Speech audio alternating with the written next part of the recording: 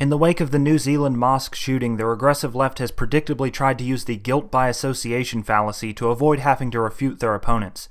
This is just another example of the far left's characteristic inability to make real arguments. They have pointed to similarities between the shooter's manifesto and things their opponents have said, with the implication being that this means their opponents are wrong.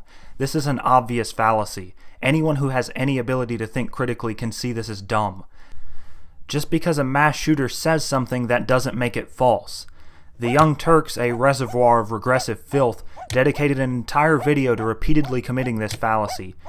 Mehdi, Hasan, and Murtaza Hussain, two brain-damaged Muslim apologists, wrote articles that were nothing but guilt by association. And C.J. Wormerman, a serial plagiarist and lying sack of shit, used this fallacy on Twitter.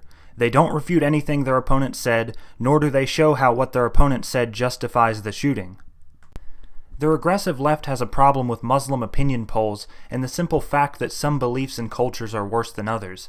This is completely indefensible, so instead of making real arguments, they engage in despicable tactics like this. The other problem with the regressive response to this shooting is their idiotic double standard.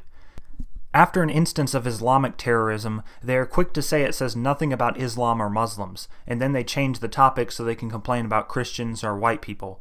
But if the terrorism is perpetrated by a white guy, they feel justified in drawing sweeping claims about society and their political opponents. Unsurprisingly, one regressive went as far as to criticize all white people.